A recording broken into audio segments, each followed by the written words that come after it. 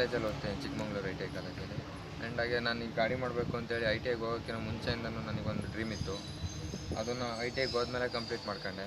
ಇದನ್ನು ಮಾಡೋಕ್ಕೆ ನನಗೆ 3 ತಿಂಗಳು ಟೈಮ್ ಬೇಕಾಗಿದೆ. ಆ್ಯಂಡ್ ಹಾಗೆ ಇದನ್ನು ಮಾಡೋಕ್ಕೆ ಪ್ರೋತ್ಸಾಹಿಸಿದಂಥರು ನಮ್ಮ ಸರ್ಗಳು. ನಾನು ಹೊರಗಡೆ ವರ್ಕ್ಶಾಪಿಗೆ ಹೋಗ್ತಾಯಿದ್ದೆ. ವರ್ಕ್ಶಾಪ್ ಅಂದರೆ ಒಂದು ಶೋರೂಮ್ ಸೇರ್ಕೊಂಡಿದ್ದೆ. ಅಲ್ಲಿಂದ ಒಂದು ಲಿಂಕ್ ಆಗಿ ಒಂದು ವರ್ಕ್ಶಾಪಿಗೆ ಸೇರ್ಕೊಂಡೆ. ಅಲ್ಲಿ ಇದೆಲ್ಲ ಇದೆ ಅಂತೇಳಿ ಗೊತ್ತಾಯಿತು. ಅದನ್ನು ಅವ್ರ ಹತ್ರ ಇಸ್ಕೊಬಿಟ್ಟು ಇದನ್ನು ಮಾಡಬೇಕು ಅಂತ ಅಂದ್ಕೊಂಡಿದ್ದೆ. ಫುಲ್ಫಿಲ್ ಆಯಿತು ಬ್ರೋ. ಯಾವ ಗಾಡಿ ಇದು? ಯಾವ ಗಾಡಿ ಇದು? ಇದು XL15 ಅಂತೇಳಿ. ಹಾಂ, ಈಗ ಏನು ಮಾಡಿದ್ದೀರಾ ಅದನ್ನ? ಹಾಂ, ಈಗ ಆ ಗಾಡಿನ ಏನು ಮಾಡಿದ್ದೀರಾ? ಈ ಗಾಡಿನ ನಾರ್ಮಲ್ ಪೆಟ್ರೋಲಲ್ಲಿ ಓಡ್ತಾ ಇರುತ್ತೆ, ಬಟ್ ಆದರೆ ಈಗ EV ಕನ್ವರ್ಟ್ ಮಾಡಿದ್ದೀನಿ. ಕನ್ವರ್ಟ್ ಮಾಡೋಕ್ಕೆ ಏನೆಲ್ಲ ಉಪಕರಣಗಳನ್ನ ಬಳಸಿದ್ದೀರಾ?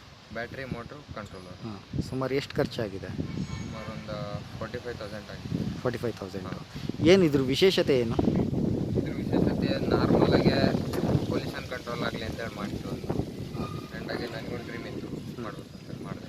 ಓಕೆ, ಇದು ಎಷ್ಟು ಗಂಟೆ ಟೈಮ್ ಚಾರ್ಜ್ ಮಾಡಬೇಕು? 4 ಅವರ್ಸ್ ಚಾರ್ಜ್ ಹಾಕಿರೋ ಒಂದು 45 to 50 ಮೈಲೇಜ್. ಹಾಂ, ಈಗ ಕೇಳಿದಾರ ಯಾರು ಹೆಂಗೆ ಮಾಡಿದೆ ಏನು ಅಂತ ಹೇಳ್ಬಿಟ್ಟು ಏನಾರು ತುಂಬ ಕೇಳಿದಾರ? ಜನ ಕೇಳ್ತಿರ್ತಾರೆ. ಹಾಂ, ಏನು ಹೇಳ್ತೀರಾ ಅವಾಗ? ಯಾವ ಥರ ಖುಷಿ ಆಗುತ್ತೆ? ಒಂಥರ ಖುಷಿನೇ ಹಾಂ ಹೇಳ್ಕೊಂಡು. ಹಾಂ, ಡೈಲಿ ಈಗ ಇದರಲ್ಲೇ ಓಡಾಡ್ತಾ ಇದ್ದೀರಾ ಕಾಲೇಜ್? ಹೌದು. ಹಾಂ, ಓಕೆ.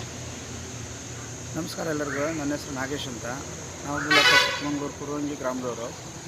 ಇಲ್ಲಿ ಏನಪ್ಪ ಅಂದರೆ ಒಂದು ವಿಚಾರ ತುಂಬ ಅದ್ಭುತವಾಗಿದೆ. ಯಾಕೆಂದರೆ ನಮ್ಮ ಕಾಫಿನಾಡಲ್ಲಿ ಒಂದು ನಮ್ಮ ಯುವಕ ಸ್ವಂತ ಖರ್ಚಿನಿಂದ ಹಾಗೂ ಸ್ವಂತ ಬುದ್ಧಿ ಉಪಯೋಗಿಸಿ ಒಂದು ವೆಹಿಕಲನ್ನು ರೆಡಿ ಮಾಡಿದ್ದಾನೆ. ಈ ವೆಹಿಕಲ್ ಹೇಗಿದೆ ಅಂದ್ರಪ್ಪ ಅಂದರೆ ನೋಡೋರಿಗೆ ವಿಸ್ಮಯವಾಗಿ ಕಾಣುತ್ತೆ. ಇದು ನೋಡಿ, ನಮ್ಮಲ್ಲಿ ಒಬ್ಬ ಪ್ರತಿಭೆ ತಾನಾಗೆ ಹುಟ್ಟಿ ತನ್ನ ಸ್ವಂತ ಖರ್ಚಿನಿಂದ ಇಂಥ ಒಂದು ಶ್ರಮವನ್ನು ಪಟ್ಟು ವೆಹಿಕಲನ್ನು ಕಂಡುಹಿಡಿದಾನೆ. ಇಂಥವರಿಗೆಲ್ಲ ನಾವು ಹಿಂದೆ ನಿಂತು ಬೆನ್ನೆಲುಬಾಗಿ ಅವರಿಗೆ ಸಪೋರ್ಟ್ ಮಾಡಬೇಕು. ಆಮೇಲೆ ಇವ್ರನ್ನ ನಾವು ಇನ್ನೂ ಉತ್ತುಂಗ ಮಟ್ಟಕ್ಕೆ ಬೆಳೆಯುವಂಥ ಸ್ಟೆಪ್ಪನ್ನು ಕೊಡಬೇಕಾಗಿದೆ. ಹಾಗಾಗಿ ಇಂಥ ಹುಡುಗರಿಗೆ ನಾವು ಪ್ರೋತ್ಸಾಹ ಮಾಡೋಣ, ಇನ್ನೂ ತುಂಬ ಒಳ್ಳೆಯದಾಗಲಿ ಅಂತ ಹೇಳ್ತಾ, ಹಾಗೆ ನಮ್ಮ ಊರಿನಲ್ಲೇ ಸುಮಾರು ಸಲ ನಾವು ನೋಡ್ತಾ ಇರ್ತೀವಿ, ದಿನ ಆ ಗಾಡೀಲೇ ಓಡಾಡ್ತಾ ಇರ್ತಾನೆ. ನಮಗೂ ಅನ್ಕೊತೀವಿ ಇದೇನಪ್ಪ ಈ ಥರ ಗಾಡಿನೂ ಕೂಡ ಬಂದಿದೆ, ನಾವು ಎಲೆಕ್ಟ್ರಿಕ್ ಗಾಡಿ ನೋಡ್ತಾ ಇದ್ದೀವಿ, ಪೆಟ್ರೋಲ್ ಗಾಡಿ ನೋಡ್ತಾ ಇದ್ದೀವಿ, ಆದರೆ ನಮ್ಮಲ್ಲೇ ಒಬ್ಬ ಪ್ರತಿಭಾವಂತ ಇದ್ದಾನೆ ಅಂತ ನಮಗೆ ಅನ್ನಿಸ್ತಾ ಇದೆ. ಇದು ತುಂಬ ಒಳ್ಳೆ ಆರೋಗ್ಯಕರ ವಿಚಾರವಾಗಿದ್ದು ಇದು ಎಲ್ಲ ಕಡೆನೂ ಪ್ರಚಾರ ಆಗಬೇಕು.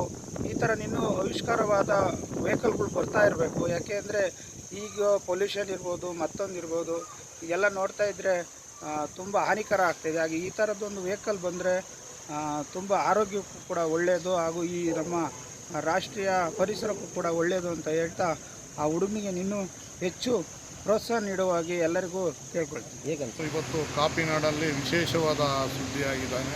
ಸುನಿಲ್ ಎಂಬ ಹುಡುಗ XL ಬೈಕನ್ನ ತನ್ನ ಇಂಜಿನೆಲ್ಲ ಕಳಿಸಿಬಿಟ್ಟು ಇವನು ಏನು ಮಾಡಿದ್ದಾರೆ ಅಂದರೆ ಆ್ಯಕ್ಚುಲಿ ಈ ಎಲೆಕ್ಟ್ರಿಕಲ್ ಮೋಟ್ರ್ ಜೋಡಿಸಿ ಇದನ್ನು ಅದ್ಭುತವಾದ ಸಾಧನೆ ಮಾಡಿದ್ದಾರೆ. ಚಿಕ್ಕಮಗಳೂರು ಜಿಲ್ಲೆಗೆ ಒಂದು ಹೆಸರು ಬರುವಂಥ ಸಾಧನೆ ಮಾಡಿದ್ದಾರೆ. ಗುರು ಇಲ್ಲದ ಸಾಧನೆ ಅಂತ ವ್ಯಕ್ತಿ, ಏಕಲವ್ಯನ ಥರ ಶ್ರಮಪಟ್ಟು ITI ಓದುವಂಥ ಹುಡುಗ ಈ ಶ್ರಮನ ನೋಡಿ ಇಡೀ ಚಿಕ್ಕಮಗಳೂರು ಜನ ಮೆಚ್ಕೊಂಡಿದೆ.